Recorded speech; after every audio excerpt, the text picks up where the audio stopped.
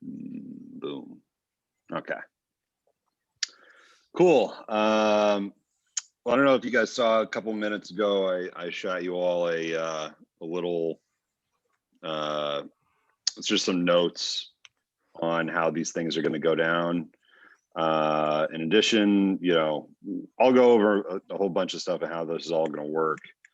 But if you want to get even more kind of heads up and training or whatever, I shot you guys an earlier link of the training that the short lines did for everybody yesterday, which I was on. It was a good kind of 101 walkthrough of just how these things, how lobby meetings occur. So obviously Billy is on, Greg is on, and Keith is on, I think. Three of you have all done this before. Well, obviously Billy does, but Greg, you've been up there for our ledge conferences, and Keith came. Oh, Keith is having audio issues. Well, you'll just have to deal with that, Keith. I don't know if you can hear me. But anywho, so just kind of want to walk through a little bit of how this all works. So I put a lot of this into the notes. The meeting assignment's going to be coming Monday. So keep an eye out on your email. And I've requested to get kind of a copy of whatever meetings you guys are going to get yourself. It's really going to be mostly, you know, 5 to 6 people with you guys. You'll be the one labor guy on the call. There'll probably be like a short line person, a suppliers person, maybe someone from class 1, etc.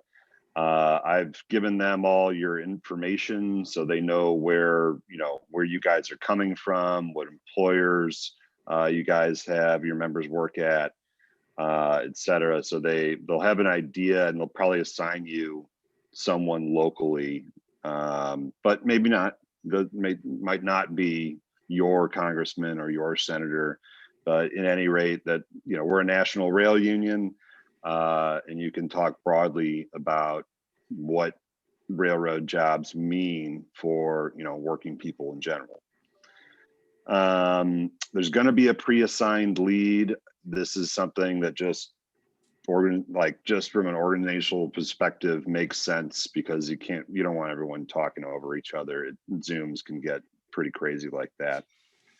I don't think you guys are going to be assigned as leads, but if you are, again, really let me know. So thing about Hill staff, they are very young.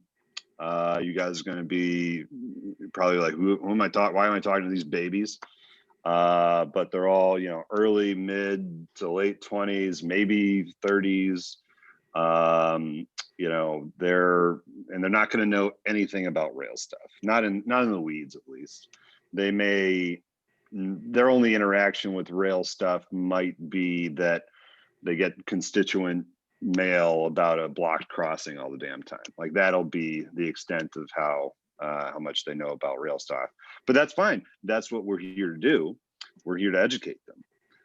That's why we do this Railroad Day on the Hill, to talk about our industry, what it means to the national economy, commerce in general, but particularly for us, why we're participating is to show these are really good jobs. They're union jobs, living wages, good benefits, railroad retirement, et cetera, et cetera. These are the kinds of jobs that you want in America and want to create more of. So you should support our industry.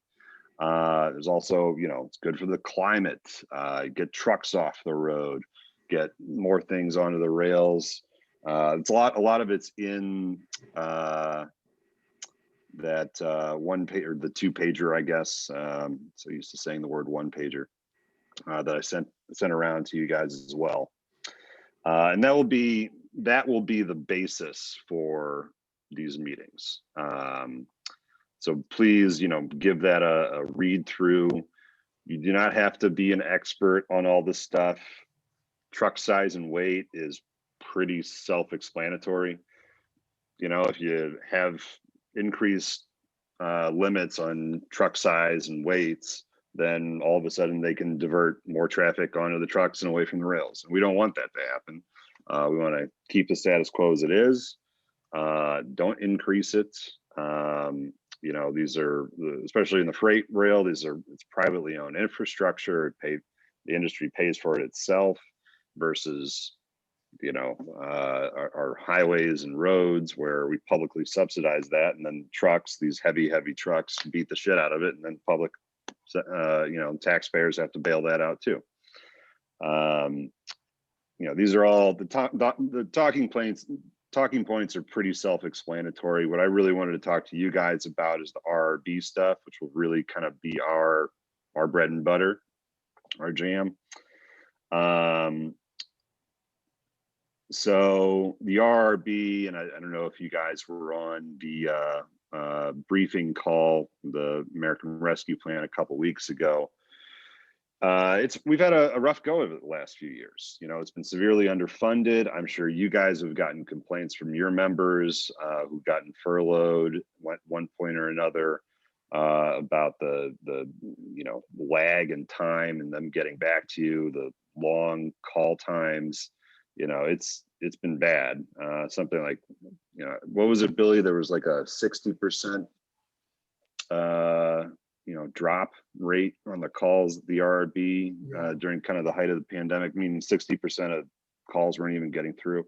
I mean, it's bad. Months to you know, respond to any inquiries. Besides, Right. Yeah, but even that was, you know, during the pandemic, but before the pandemic, it was still bad because we've been essentially flat funded over there for quite a while.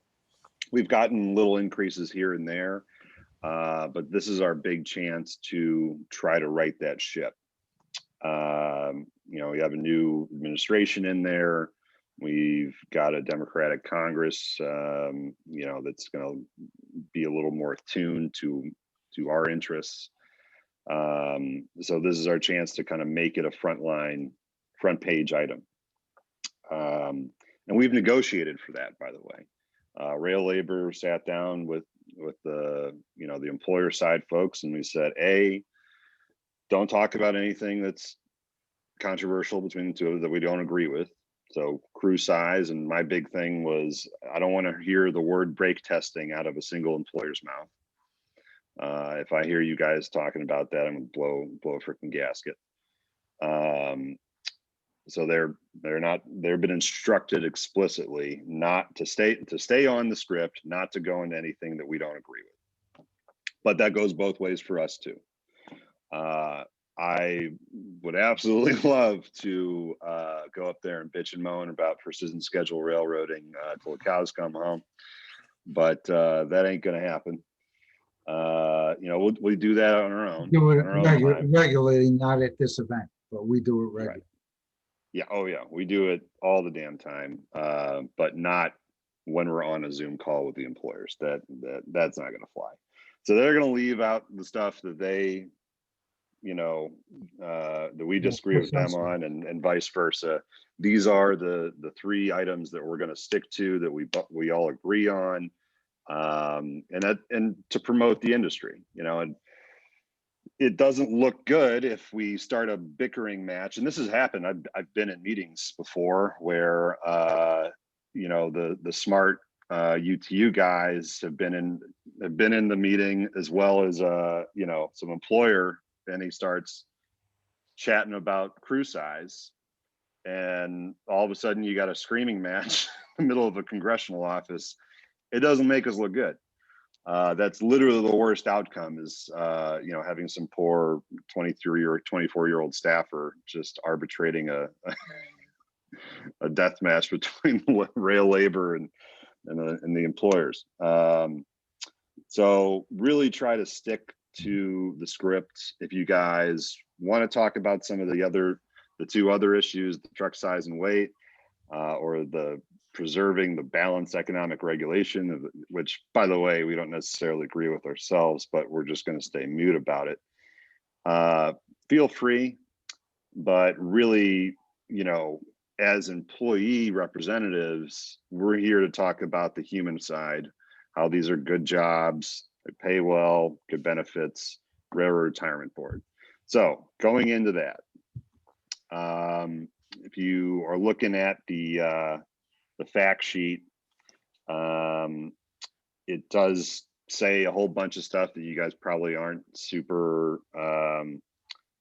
schooled on, kind of, language wise, but suffice to say, what it's asking for is increase the funding for staffing at the RRB, so that we can get better service times. So, et cetera, et cetera. We can do these IT modernization upgrades we've been trying to get for years. And the other part is the sequestration issue. This is really complicated, and I'm going to write you guys some little notes on this so that you can sound somewhat competent about this. But essentially, there's some budget agreement from 2012-ish, where if the federal government exceeds certain spending levels, then everything, a whole bunch of stuff just gets cut, just gets a haircut, right? For some stupid reason, dating back to the year 1985, some jerk decided to put railroad unemployment insurance on the list of programs that gets a haircut. It makes no sense. No one has yet to tell me a single solitary reason backing this. It makes no sense, but it's just one of those things that's been there, and we're trying to get it out. So we do have a couple of pieces of legislation introduced on this. There's a Senate bill, and I'll send you guys all the details about it. But suffice to say, it's pretty simple. It just removes railroad unemployment from sequestration. The last few years, it's been pretty annoying when, for no reason other than this stupid budget rule, railroad unemployment checks are cut by anywhere from 6 to 8%. You just get a random haircut. It makes no sense. We got to get it out of there. So that's pretty much what we're going to be talking about.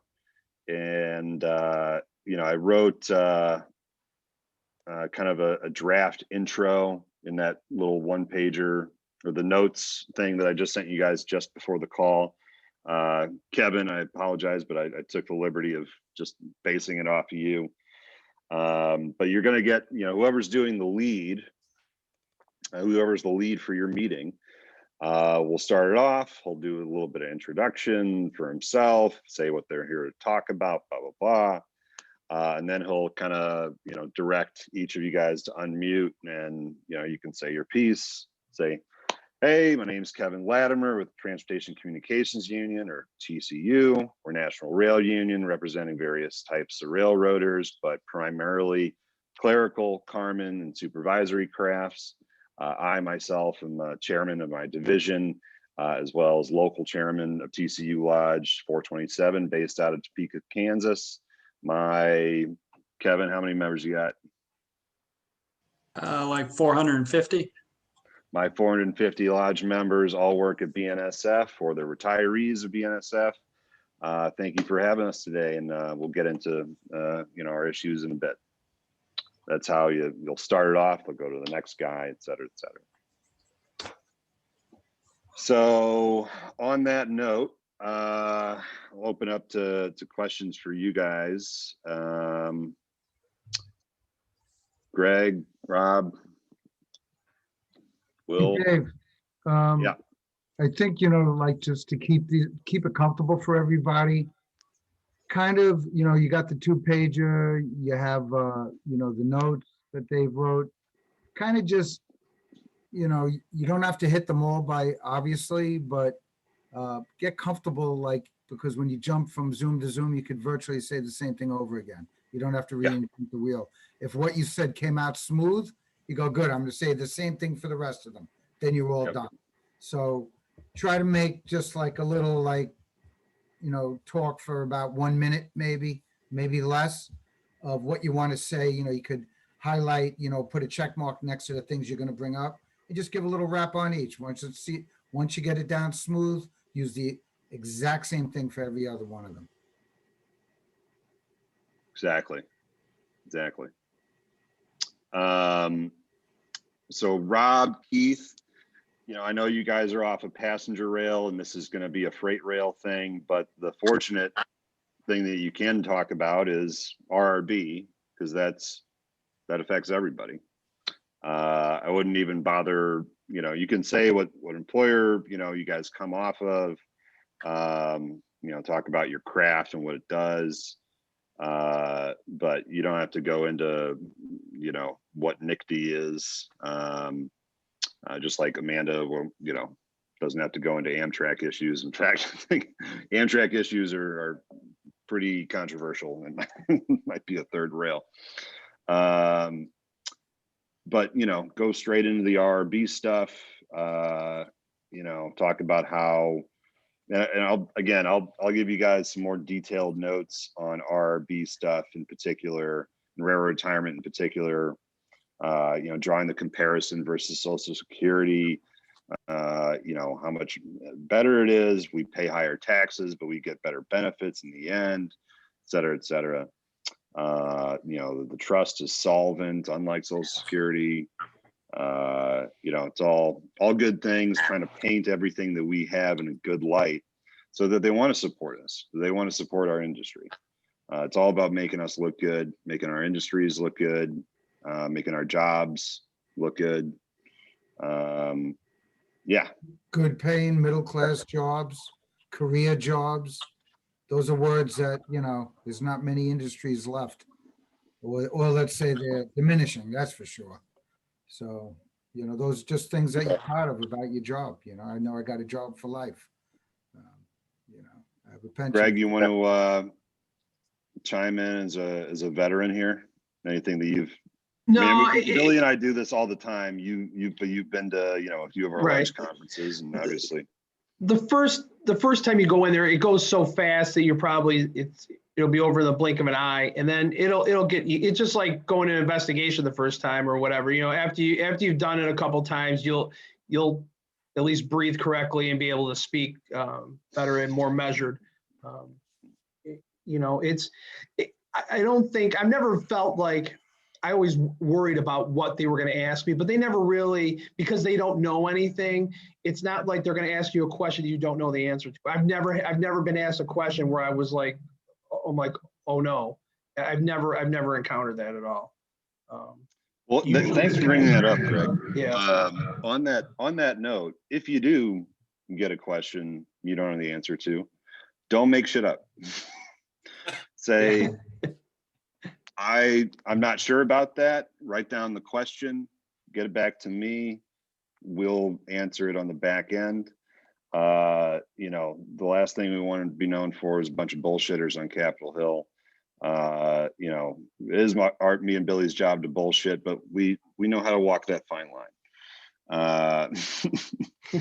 But the other thing is, if they ask you a question that is going to approach, one of the third rail things, or that it's fairly obvious that, management and labor aren't going to agree on it. I'm sure somebody else in the meeting will already do this, but if it comes to you, you can say, well, respectfully, that's not what we're here to talk about today. We're trying to stick to these 3 issues that we've pre-approved and pre-negotiated to talk about and talk about our industry. But I'll be sure, I'd come back another day and talk with you independently about that. If somebody asks you about PSR or, big Vice article that came out a couple of weeks ago that dumped all over PSR that, Billy and I have been blasting up to the hill every other day. Hey, make sure you saw this. It's possible somebody says like, hey, I saw that big Vice expose last week. What do you guys think? This is a perfect time of you saying, well, we really want to stick to the script here today. I can get back to you about that independently, but as a group today on Railroad Day, we're just going to talk about these 3 issues. Blah, blah, blah. I was going to say too, especially if we're talking about railroad retirement bureau issues. You know, you've all had a member who's had a problem now, who's been on the phone for hours and hasn't been able to get through. That's the perfect kind of thing to kind of bring up in that situation, you know, where it's a personal thing that affected one of your members kind of thing, that you can kind of put it in real terms for them, I think, as opposed to just saying, the wait times are long or something like that. Exactly. That's that ties it back to what I was mentioning earlier. We're the human element. We're trying to bring it home to at like the local district level for them, for these offices. If you guys, which you likely will be, because they're going to try to pair you based on geographically where you're at, you guys can maybe talk a little bit about, and Kevin, where are you at? Carbondale, Kansas, something like that? Yeah, it's just outside of Topeka, but yeah, Yeah. Well, you can tie it. Whoever I don't even know off the top of my head who Topeka, Kansas's member of Congress is, but you can talk to them about that. These are really good jobs in your district, Congressman, or in the Congresswoman's district. Some of the highest paid, highest wage jobs in that district. Trying to bring it home for them so that we're not just kind of like this other group. We're in their backyard. Yeah, and like with BNSF being right there in Topeka, with it's like 2 blocks from the Capitol, so they definitely know who BNSF is. It's the largest employer in Topeka, pretty much, because we have like a headquarters office there, not the corporate headquarters, which is in Fort Worth, the old one that was Atchison, Topeka, Santa Fe, but then also we have a huge repair shop. So a bunch of the other unions, the smart TD unions and Boilermakers and electricians, all of them, they're all up there. So I was going to ask you guys, have a lot of your guys' states had to put out more funding for like Department of Labor, like with like the unemployment issues? Like here in Kansas, there was, a bunch of people unemployed, way higher than they're used to. So they had the same issue where people couldn't get through on the lines, and they were trying to update their software system and all this stuff to handle the increase of people actually using those services, and they just couldn't, keep up. Finally now they're better at it, but they definitely had a struggle all last summer. Oh, that's a perfect point, Kevin, and you can make that exact point on the call. A lot of people, it's not a secret on Capitol Hill, that COVID really stressed the shit out of state unemployment systems nationwide. You can draw that comparison and say, and there was no different for us. Our unemployment system was stressed to the max. It was really tough to get through. I had a lot of members go on furlough initially. Were calling me, trying to beat down the door of the RRB to try to get their claims handled, and it was tough. But a big part of that stems from underinvestment in unemployment systems in the first place, like RRB.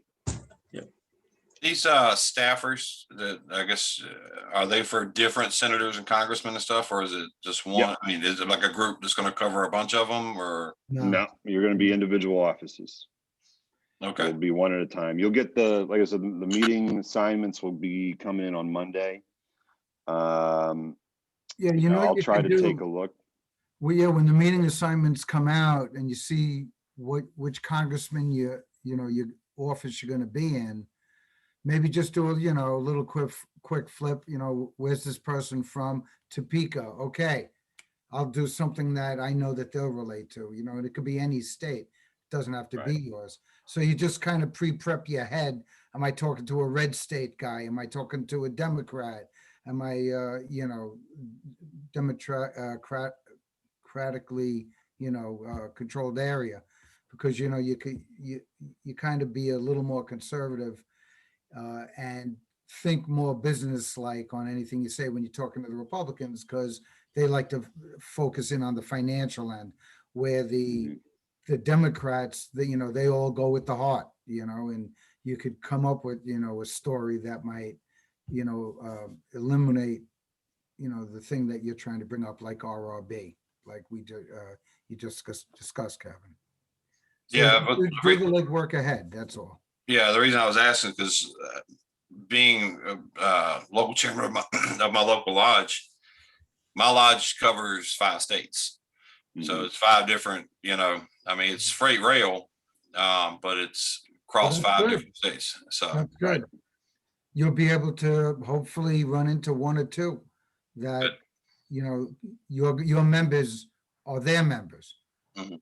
And that's always good to let them know that and you could exaggerate a little bit, with the number of members that you have in their area. If you got 50, you could say we got close to 100. It doesn't, it's close, it's not there, but, it's good to let them feel that any communication they have with you is going to be multiplied by 100, not just the one guy that's in the room. Exactly. That's the big thing, and in part why the employers want to include us, especially this year, but in general as well. Employers are just companies, right? But we represent people, and people vote. So voters. So that's at the end of the day why we have a big voice and a place at this table, and we should feel free to really exercise it to the fullest. And I'm so glad that you guys are participating in this. All you guys, Keith, Rob, Will, Kev, Greg, honestly, and Amanda, who's going to be watching this later. Thank you guys for doing this. I think you'll find it enlightening. You'll see a little bit of how the process works, a little bit about what Billy and I do on a daily basis, and hopefully, feel a little encouraged at the end of this that, I should just call my elected officials more often and chew them out, or try to get them the help if I have a local issue. Breaking that. I mean, I know when I first started doing this job, it was very intimidating and very scary to go up there and talk to members of Congress, but they're just people. Especially they shouldn't be intimidated by these young staff either. They're just kids. One last thing though, try to put on a collared shirt of some sort if you can. It is even though this is via Zoom, Capitol Hill is still a very old, stodgy environment. It's suits all the time. It's been nice. Nice thing about COVID, Billy and I appreciate is our dry cleaning bills have gone way down. But still, even though it's via Zoom, you do want to show respect for the office and what you're doing. Is of some import. So just throw on a collared shirt. Also, I don't know if you guys know how to do the. Yeah, I was gonna say, Dave, the background, they brought it up in the short line about either blurring it out or putting something in the background so it. On that note, did I send you guys the? So I took the little background they had made, and then I threw the TCU logo on it, so we can kind of use it ourselves. Where did that go? Let me see if I can send it to you guys directly. Yeah, there it is. All right, I'll email this to you in a minute. Do you guys know how to change your backgrounds? No, but I got a connection that's on here right now that can help me. I'll have to have Keith show me how. I think it's pretty neat, Yeah. As long as my connection doesn't have me put Buffalo up there or anything like that, I'd be fine. Yeah, just click on the arrow next to stop video. And then it pops up, then it says choose virtual background. click on that and then grab the TCU thing. I just did mine. Yeah, this is the, here, I'll put the one that I worked on up there. So I basically just took their background and then I just added, over here, added our logos to be a little more prominent. If they, if someone scoffs at it, they can go fuck themselves. I don't care. I think it looks pretty cool. So we may not be able to talk about PSR, but damn it, I'm gonna have my freaking logos up there. So cool. Any other questions, guys? Rob, Keith? No, I think I'm good. Cool. Rob, are you hanging out in the car? I'm right good, now? man. Yeah, I'm actually I'm taking a break at work right now. So Nice. There you go. That's awesome. Harder work. All right, guys. He's getting paid, right? yeah, Right. Yeah, and I appreciate you really, guys, everybody, for doing this. I know it's not a a paid thing or whatever, but I think you guys will enjoy it. And please, between now and Tuesday, got any questions at all, please email me, call me. You have my number, it's in my email. Call me with any questions, concerns. If you get your meetings, you're like, who the hell is this? Or if it's Matt Gates and you don't want to participate. Only putting the I would cuffs understand. on. Only putting the cuffs on. That's I right. think I'm above his age limit. That's right. Oh, so sad. Oh man, gross. All right. All right. On that note, sorry Amanda for that weird comment when you're watching this. She'll later. laugh. She's She got will. a good sense of humor. She'll laugh. Oh yeah, for sure. All right, guys. Well, thank Okay. you, and I'll send you guys a few things later, kind of filling out more of the notes with stuff, Okay. and we'll talk to you later. All right. All right, Okay. appreciate it. All right, thanks. right. man. Adios. Thanks, man.